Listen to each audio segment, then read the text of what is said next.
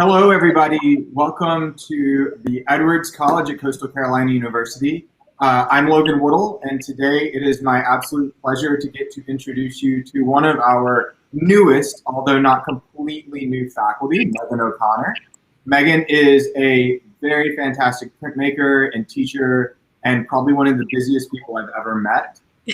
Meghan, thank you so much for joining us today. Yeah, thanks for having me. Hi, everybody. Awesome. So, folks, if you do have any questions, feel free to type them into the chat as we get started. But we're going to go ahead and get off to the races. So, Meghan, I know today we're here to talk about you as a new member of Coastal and what you're bringing to Coastal. But I really want to take a minute to start by figuring out what it is you do, because I think you have a really interesting process and you have kind of an interesting background. Can you tell us a little bit about what it means to be a printmaker and how you got started in printmaking before we start talking about Coastal? Definitely. Thanks for asking that. Well, so I'm in the printmaking studio right now. I'm a printmaker. There is a little tiny printing press on, my camera's backwards, so it's on this side of the room here. And then there's another printing press right here, the big giant one behind me. So I like to think about printmaking as kind of a bridge between the graphic design and studio arts community. When I was in college, I knew that I wanted to study art, but I wasn't sure which particular field I wanted to go into. So, I originally started out in studio art, and then I was like, well, I'm going to be a graphic designer, but then I missed the physical process. And then I found printmaking and just fell in love with it. And I just remember one day I was in the studio and I thought, I could do this forever. And you might be like, well, what is printmaking? Because a lot of times I tell people, well, I'm a printmaker, and their eyes sort of glaze over. So I like to describe printmaking as graphic designs, cool uncle sitting on the porch smoking a pipe or something. Like, it's got a DIY component because you can very much set up like screen printing at home. But essentially we're using outdated equipment that used to be used in the graphic design industry to make art. Whether it's like the shirt that's behind me there, that's a shirt, it's like a woodblock printed on a t-shirt, or whether we're making fine works of art on paper. And so one of the wonderful things about that is, since we're essentially doing like a stamping or a stenciling process, you can make multiples and they can exist in different spaces, whether it's in a gallery, on a t-shirt, or out somewhere in the community. And that's one of the things I love about it. Yeah, I've always heard of it as like the democratized version of drawing. It's something that can actually be consumed and shared and reached, which I think is fantastic. Definitely. And so you actually specialize or have a fondness for lithography. I want to dig in a little bit deeper. Can you tell us what the heck that is? Because you said labor, right? And I see you like lugging around these stones like they're your precious baby. There are actually some right here. Since you said that, there's different sized chunks of limestone, and if you can see, there's like 1, 2, and 3. I'm not going to touch these two right here. I sat them out in case you asked. And so yeah, so essentially like this one here has an old drawing on it. It's probably an old student drawing, because this is one of the CCU stones. You can see I'm not just like picking this up very easily. It's quite heavy. And then the two behind it essentially have been sanded down with the help of some assistants because of my arm situation. So essentially, once you sand those surfaces of the stone down, you can draw on them with what looks like a charcoal pencil, but it actually has like a fat component mixed into it, and like to create grease.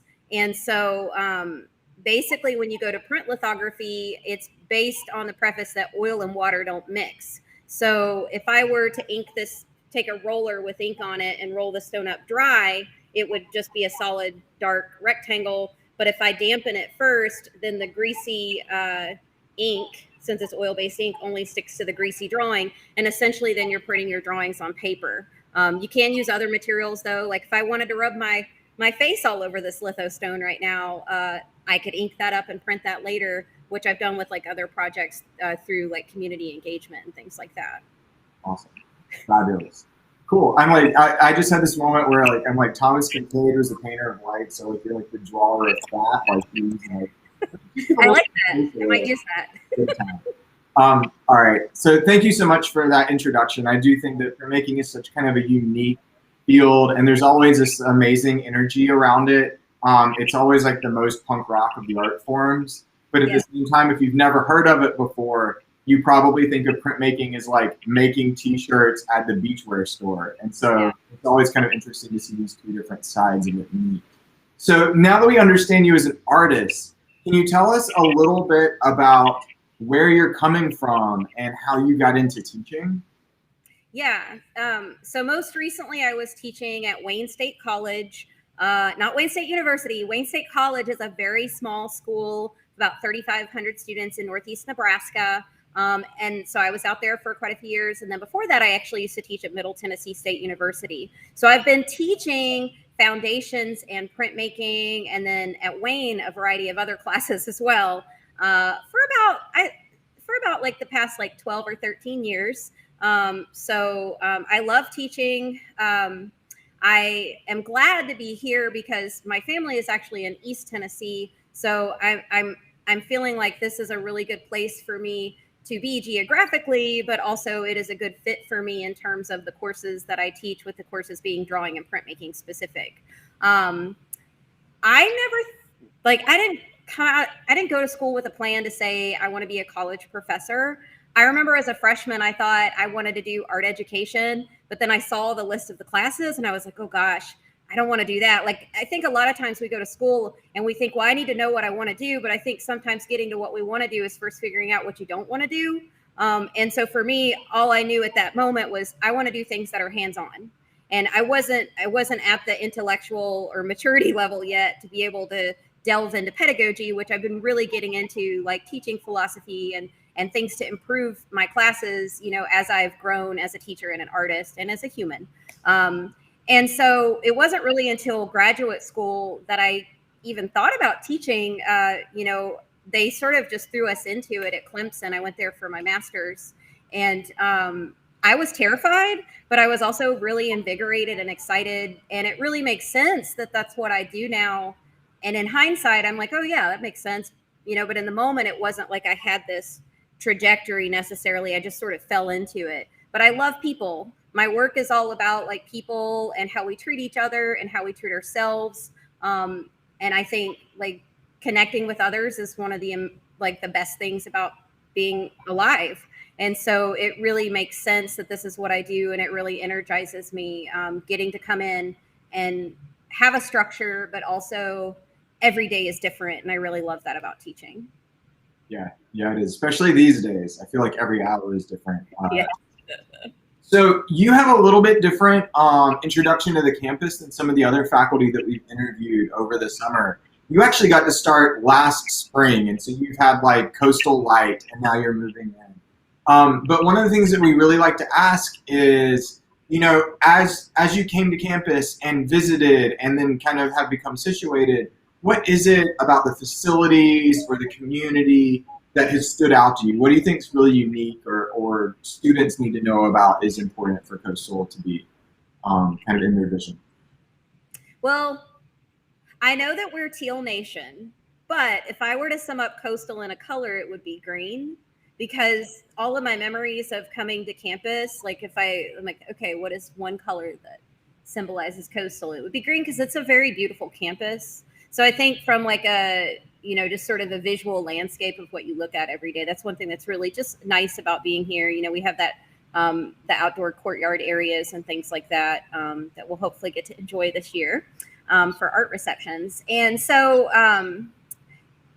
in addition to that, like I remember when I was here interviewing and walking around campus, you know, everyone is friendly, and you hear that a lot, but you know, when you have these larger campuses, you don't necessarily see that all the time in terms of people engaging outside of the department. And that was one thing that really struck me when I was here, and continues to be emphasized in my time since I've started in January, is that people get out of their boxes, like metaphorically, but, you know, literally get out of their colleges and work with other faculty members in different colleges, and work on projects, but also get to know each other, for everything from like the Joiner Institute hosting a conference when I was here to, one of the faculty members taking me down around campus and introducing me to all the people that work at the coffee shop and knowing them by name.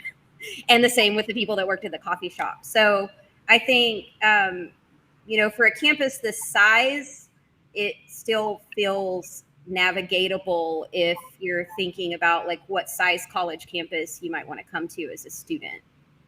And it has the resources of a larger school from what I've noticed, but it still feels manageable, if that makes sense. Absolutely. Oh, that's awesome. So, as you are starting to get accustomed to the campus and we're coming back to normal-ish or normal life, whatever that looks like, what are you really excited about this fall? I think, and you asked me what am I most excited about for the fall, because I got super excited about that.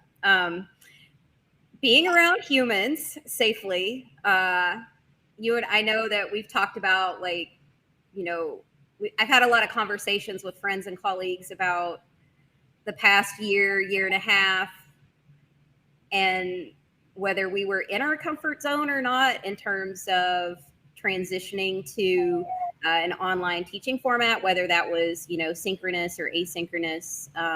So I think, we're artists, so being back in person, I think is going to be, a better experience around for everyone. Although I'm glad that we were able to creatively problem solve as artists throughout this past year and a half. I think I've learned a lot as an instructor, and I'm really excited to apply that to teaching in the fall. I'm teaching Silkscreen, which I'm really excited about. And then I'm teaching, I'm finishing up a grant for course enhancement for my life drawing class. And then I'm also teaching drawing, which I'm also super excited about. But I took a bunch of workshops over the summer, and so I'm excited to be in person. But I think that after this past year and a half, I feel better poised to be there for the students in times of uncertainty. If I learned that it's not uncommon that we're out of school for 8 days because of hurricanes in the fall. So I feel more prepared for that. And I just, mostly I'm just excited to be able to engage in a more organic way, hopefully.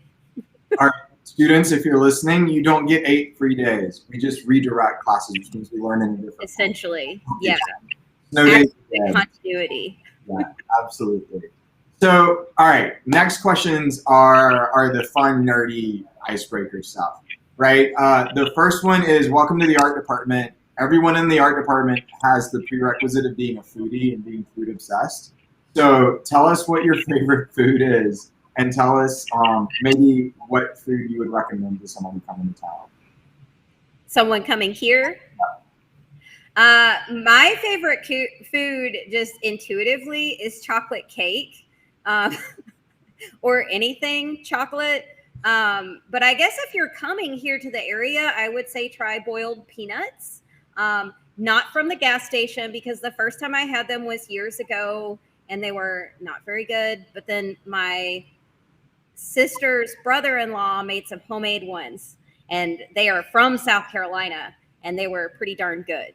So if I could have a chocolate cake, maybe with boiled peanuts on top, that could be good, sweet and salty. Horrifying and intriguing thing you've ever said. And hey, I will say the best and the worst boiled peanuts come from gas stations, right? You just got to pick the right gas station. Yeah. You can smell it. You can smell the difference. You don't need to put rotten peanuts on top of your chocolate cake.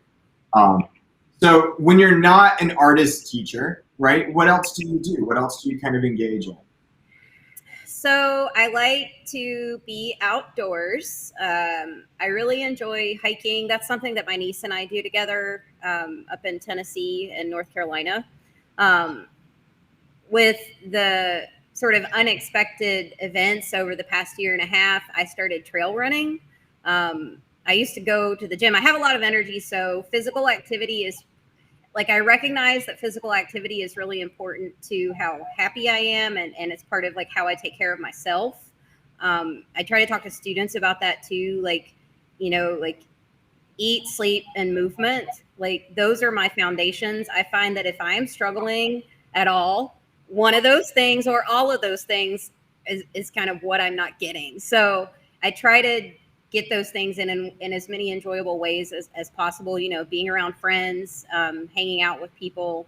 But I started trail running, and I never really liked running before, but it's became something that I really enjoy doing because you're kind of out exploring. And so that's been one great thing about being back in the South is, you know, there's like in East Tennessee, it's not that far away, and there's so many trails. And in North Carolina, just an hour or two away, there's so many trails that you can go exploring on in the mountains, which is really cool. What's your favorite trail so far? Around here? Yes. Here, the Hulk. It's this mountain biking trail, so you have to be careful running on it. Because I mean, I ran on. There's like half the trail that you can walk and run and ride mountain bikes on, and then the other half you can run on it. But I don't take my dog with me because I have a goober of a dog named Buck, and so he goes with me mostly. But I have not explored the other half of the trail where it's like super skinny, and you have to pay really close attention and get out of the way of the mountain bikes coming in the opposite direction. So that's been my favorite so far out of all the ones around this area. Awesome. And what kind of like, well, actually, you may have already mentioned this, right? The other question we really like to ask everybody coming in is, you know, how have you coped with or how have you transitioned and done self-care during COVID? But it sounds like you're there. You're like, run, get all the energy. So. Yeah, that's part of it. But I mean, the biggest part I noticed that was hard for me was engaging with, like, losing that everyday engagement with so many people. You know, going from being around like 60 to 100 people a week to like 2 or 4. You know, so one thing that I've been doing, I have a group of girlfriends. It's 4 of us total. We're on Marco Polo. And if any of you are on here that are entering college or in college, it's probably like what old people use instead of Snapchat. And so it's a video chat thread, and we started it. We had our 1-year anniversary back in March. And so we're on it, you know, we talk to each other every day on there. And that, you know, it's been everything from like, this is my success that I had during the day, or this is what I've really been struggling with. And so for me, reaching out and having a community has been really, really important. Sort of finding those people in your life that you can talk to when you're going through unexpected events. Awesome. So, I mean, this has been really exciting and really fantastic. I know that I can't wait to see, you know, you in the classroom surrounded by students and how things, well, not too close, but you know, getting to see everybody get to work together, because I know one of the reasons we've been so excited about you is your knack for collaboration and community building, and I'm super excited for that. The other thing that I want to ask, though, is hopefully we have like floods of people who are interested in printmaking. And can you just tell people what it looks like to come in and take their first class in printmaking? Just a little sales pitch, and then we'll let you go for the day. Okay, cool. So I know that currently we have 2, I guess, intro levels. One is called Intro to Printmaking, Arts 200, and then one is Silkscreen Printing, Arts 207. So if you're a first timer, either one of those classes will be accessible to you as a first time class, sort of building from the ground up.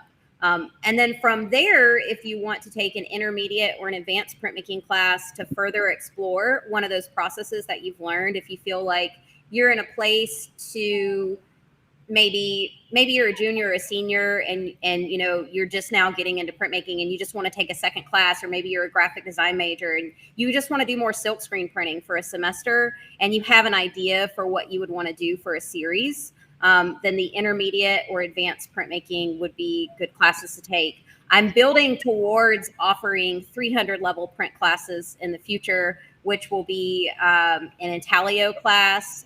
Essentially, if you know what a woodblock carving is for stamping, like the woodcut on the t-shirt behind me, intaglio is kind of the opposite, where instead of the ink sitting on the top of the surface and what you carved away is non-image area, with intaglio, ink sits down into those carved away recesses and is wiped away from the surfaces. And then when you print it, you sort of smush the paper down into those crevices and pull the ink out using one of these fancy presses behind me.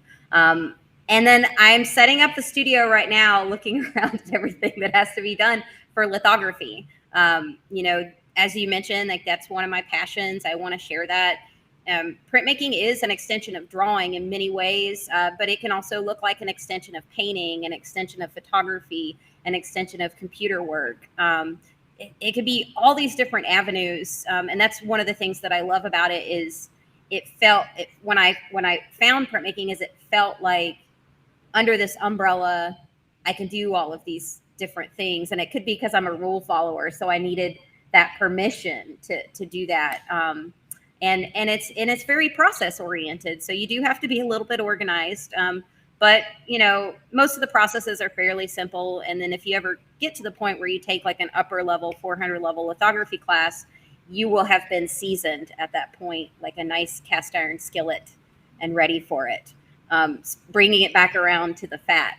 I thought you were going to say seasoned, like salted like a boiled peanut on top of a chocolate cake. So or that too. But yeah, I mean, I think, I don't know, is there anything else you think I should cover? Art is cool. I think that's a really, I will say one other thing. I mentioned earlier, printmaking has a very DIY aspect. So if sort of going out on your own is something that you're interested in doing, entrepreneurship after you graduate, it's a good skill set to have on your tool belt for studio artists and for graphic designers. The more you know about the printing process, if you're going into graphic design and going into a print-based industry as opposed to screen-based or moving image-based, like if you're going to be getting into offset printing or like product package design, those sorts of things, you know, knowing about the printing process, I think it can be helpful if you're looking at that as part of, if you have that in your career path. So awesome. That's what I thought. All right. Well, Meghan, thank you so much for coming and introducing yourself to the world today. All of you watching, thank you so much for joining Coastal Carolina University's Edwards College as we learn more about our newest faculty. We hope you have a great day and stay safe out there, and we'll see you again soon. Bye, everybody.